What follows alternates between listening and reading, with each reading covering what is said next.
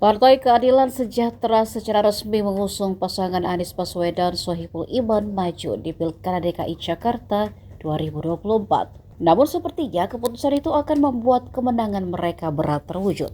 Pengamat politik Aljabar Strategik Afriki Kaniago menilai bahwa pasangan Anies dan Sohibul Iman tak menjamin kemenangan. Pasalnya suara pendukung dan PKS akan tinggi tapi tak akan meningkat.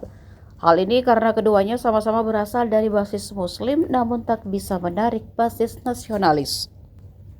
Arifki menilai PKS butuh partai yang kuat dari sisi nasionalis untuk membantu menambah suara bagi PKS.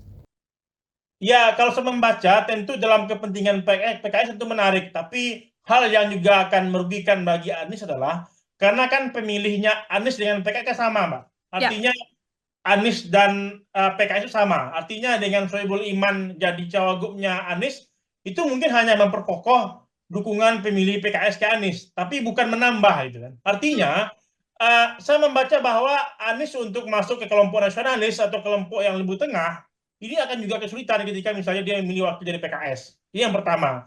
Yang kedua, kita juga harus membaca bahwa kekuatan politik yang tidak dimiliki oleh PKS adalah, maupun masalahnya adalah logistik.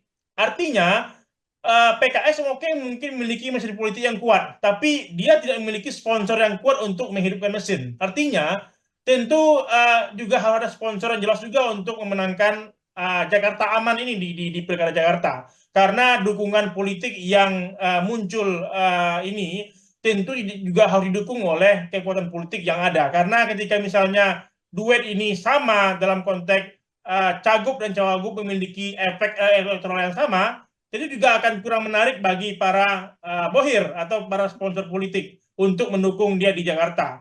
Yang kedua, segmentasi ini kan yang diberikan adalah kelompok nasionalis atau moderat. Artinya, kalau PKS jadi cawagupnya Anies juga malah akan menjauhkan pemilih yang tengah maupun moderat untuk mendukung Anies. Ketika misalnya ada kelompok atau figur yang juga solid, misalnya Ridwan Kamil atau Ahok, ini juga akan membahayakan bagi Anies meskipun Anies dianggap petahana. Download Tribun X sekarang, menghadirkan lokal menjadi Indonesia.